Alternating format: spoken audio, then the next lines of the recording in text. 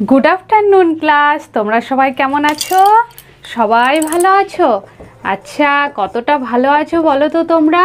ও এতটা ভালো আছো? তা তো থাকবে, তোমরা তো এখন বেশ বড় হয়ে গেছো দেখছি। প্রত্যেক দিন বেশ ভালোই তোমরা হোমওয়ার্ক করে নিয়ে আসছো, আমি শুনছিলাম।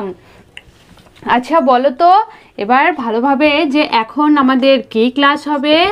হ্যাঁ বলো, এখন আমাদের ও ইভিএস ক্লাস হবে, মানে পরিবেশ বিজ্ঞান ক্লাস হবে না সেটাই বলছো নাকি? ও ইভিএস মানেই পরিবেশ বিজ্ঞান। আচ্ছা বাহ, তোমরা বেশ ভালোই জেনে গেছো দেখছি। তাহলে আজকে কি পড়াবো সেটা কি জানো তোমরা? ও সেটা জানো না? আচ্ছা এক্ষুনি বলে দিচ্ছি। আচ্ছা শোনো তো, আরে তোমার পায়ে ওটা কি হয়েছে? তুমি কি বেঁধে রেখেছো ওটা? হ্যাঁ পিছনে তুমি। ও তোমার পা ভেঙে গেছে? কিভাবে ওই পায়ের আঙুলটি ভেঙে ফেললে? ও সিঁড়ি থেকে পড়ে গেছিলে, তারপর ওই পায়ের আঙুলটি ভেঙে গেছে। আচ্ছা, বাম পায়ের তর্জনী আঙুলটি তোমার মাথা ভেঙে গেছে, তো ওটা কি প্লাস্টার করে দিয়েছে গো? ও প্লাস্টার করে দিয়েছে ডাক্তারবাবু। আচ্ছা আচ্ছা আচ্ছা, আমরা তো প্রত্যেকে দেখতে পেলাম যে আমাদের রবিবাবুর কি করেছে, পা ভেঙে গেছে। প্রত্যেকেই আমরা দেখতে পাচ্ছি আমাদের রবিবাবুর আঙুলটি ভেঙে গেছে পায়ের।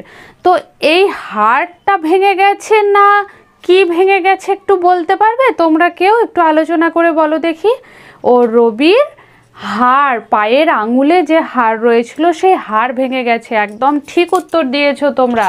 আচ্ছা জানো তো, এই যে হাড়ের কথা বললাম, এই হাড় আমাদের শরীরে যে শুধুমাত্র পায়ে আছে তা নয়, গোটা শরীরেই আমাদের হাড় রয়েছে।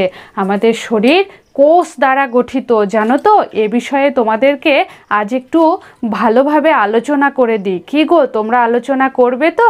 তাহলে আজকে এই রবির পা ভাঙা থেকে আমরা একটা সুন্দর বিষয় তুলে ধরবো, যেটা আমাদের প্রত্যেকের কাজে লাগবে। রবিরও কাজে লাগবে, আমাদের প্রত্যেকেরও জানা দরকার। সেই বিষয়টি হচ্ছে ছোট বড় হাড়ের কথা। কি বললাম? জোরে জোরে তোমরা বলো দেখি, আজকে আমরা কি পড়বো? ছোট বড় হাড়ের কথা।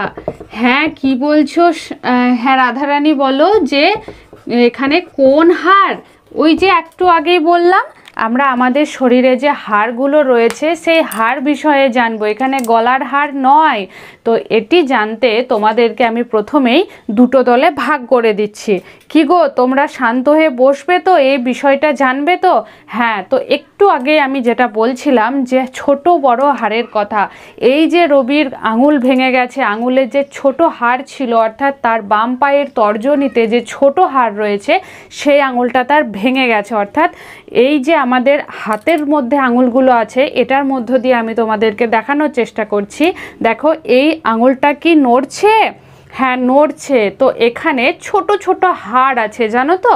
আর এই প্রত্যেক হাড়ের মাঝে এই জয়েন্টগুলোতেই কি হয়, এইভাবে নড়াচড়া করে। তো এখানে প্রত্যেকটি হাড়ের মধ্যে জয়েন্ট রয়েছে। এই যে কবজিটা নাড়াচ্ছি দেখো, এই জয়েন্টগুলো থেকেই কি হয়, প্রত্যেকটি হাড় একে অপরে মুভমেন্ট করে। কি বললাম? মুভমেন্ট করে, মানে চলাচল করে। হ্যাঁ ঠিক বলেছ। যদি এই জয়েন্টগুলো না থাকতো তাহলে এই আঙুলটা কিন্তু কোনোদিনও এভাবে নোঙানো যেত না বা এভাবে মুভমেন্ট করানো যেত না, তাই তো? আমাদের শরীরে এই পুরো মানব দেহে এটি ধরো একজন মানুষ, তো এই পুরো মানব দেহে কি আছে? এরকমই 206টি হাড় আছে। কি বললাম? আমাদের এই মানব দেহে 206টি হাড় রয়েছে। ঠিক আছে,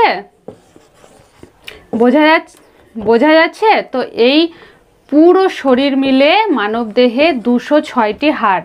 যখন সে শিশু থাকে তখন আরও 100টি হাড় তার বেশি থাকে, এবং এই শিশু শরীর বা ছোট্ট শিশু থেকে যখন সে সময়ের সাথে সাথে ধীরে ধীরে পরিণত হয়, তখন তার শরীরে হাড় সংখ্যা হয় 206টি। তোমরা এটি খাতায় লিখে নাও তো, তোমরা এটি খাতায় লিখে নাও, নোট করে নাও। আমি কিন্তু অন্যদিন ধরবো, কেমন? আর তোমাদেরকে আরেকটি বিষয় একটু ভালোভাবে জানিয়ে দিই। দেখো এখানে আমাদের শরীরে, আমাদের প্রত্যেকের শরীরে যে হাড়গুলো সব থেকে বড় বড়, সেই সব থেকে বড় বড় হাড়গুলোর নাম তোমাদের জেনে রাখা প্রয়োজন। যেমন যখন আমরা এই যে আমাদের হাত রয়েছে, এই হাতের কবজি থেকে কনুই পর্যন্ত অংশের নাম আলাদা রয়েছে, কনুই থেকে ঘাড় অংশের নাম আলাদা রয়েছে, ঘাড় থেকে আমাদের ঠিক কোমর পর্যন্ত যে সবচেয়ে বড় হাড় তার নাম আলাদা রয়েছে, এবং কোমর থেকে তোমাদের হাঁটু পর্যন্ত যে সবথেকে মোটা হাড় তার নাম আলাদা রয়েছে, আর হাঁটু থেকে পায়ের কবজি পর্যন্ত তার নাম আলাদা রয়েছে। কেমন? তো সেই নামগুলো একটু খাতায় নোট করে নাও। প্রথম নামগুলো আমি লিখে দিচ্ছি। Ulna, radius, humerus,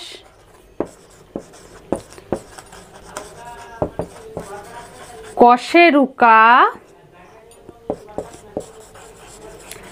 femur, tibia, fibula. কেমন? এই নামগুলো তোমরা লিখে নাও তো, তারপর আমি তোমাদেরকে পরপর বলে দিচ্ছি। ওর দিকে তাকালে কি রয়েছে? সব থেকে ওপরে আমাদের এই যে হাত দেখতে পাচ্ছ, তো এই হাত থেকে কনুই পর্যন্ত হচ্ছে আলনা রেডিয়াস, তারপর কনুই থেকে ঘাড় পর্যন্ত হিউমেরাস, বোঝা গেল? এবং এই যে আমাদের পিঠের এখানে যে সব থেকে বড় হাড়টি দেখা যাচ্ছে, সেখান থেকে আমাদের ঠিক কোমর পর্যন্ত যে সব থেকে বড় বোন বা হাড় রয়েছে, তাহলে বোন কথার অর্থ কি? হাড়। এটিও তোমরা লিখে নাও। বোন কথার অর্থ হচ্ছে হাড়। তাহলে ইংরেজি প্রতিশব্দটাও আমাদের জানা হয়ে গেল। সেই হাড়টি, সব থেকে বড় হাড় হচ্ছে কশেরুকা, বা যেটিকে আমরা মেরুদণ্ড বলি। আচ্ছা, এর আগে তোমরা কোথায় এই মেরুদণ্ড নামটি শুনেছ বলো তো? ও মেরুদণ্ড প্রাণী, অমেরুদণ্ড প্রাণী যেখানে পড়েছিলে সেখানে। একদম ঠিক বলেছ, তোমাদের বেশ মনে আছে দেখছি। তো সেই মেরুদণ্ড বা কশেরুকা। এরপরে চলে আসছি, এই কোমর থেকে হাঁটু পর্যন্ত হাড়ের নাম হচ্ছে ফিমার, যেটি আমাদের শরীরের সব থেকে মোটা হাড়। বোঝা গেল? তো দেখবে তোমরা লক্ষ্য করলে পুরো শরীরের থেকে যে এই অংশের হাড় বা এই অংশটাও বেশ মোটা, তাই না? কারণ এই অংশের হাড়ও মোটা। বোঝা গেল? এবার সব থেকে নিচে অর্থাৎ হাঁটু থেকে পায়ের কবজি পর্যন্ত হচ্ছে টিবিয়া, ফিবুলা। তাহলে বোঝা গেল আজকে এই হাড় সম্পর্কে। এই হাড়ের মধ্যে অস্থি বা মজ্জা, এই অস্থির মধ্যে মজ্জা থাকে। এই যে প্রত্যেকটা জয়েন্টগুলো রয়েছে, সেই জয়েন্টে জয়েন্টে মজ্জা থাকে, অর্থাৎ এক ধরনের থকথকে তৈলাক্ত জেল পদার্থ, যেটার মাধ্যমেই কিন্তু এই কবজিগুলো মুভমেন্ট করে, যেটার সাহায্যে। আর প্রচুর পরিমাণে ফিলামেন্ট বা তারের মতো সূক্ষ্ম সূক্ষ্ম দড়ি দিয়ে এইগুলো বাঁধা থাকে। বোঝা গেল? গ্রুপ এ থেকে তুমি এবার বলো তো যে সব থেকে বড় এবং মোটা হাড়ের নাম কি বললাম? হ্যাঁ, ঠিক বলেছো, সেটি হচ্ছে ফিমার। আচ্ছা, গ্রুপ বি থেকে তুমি বলো যে এই ফিমার অঞ্চলটি আমাদের শরীরের কোন অংশে?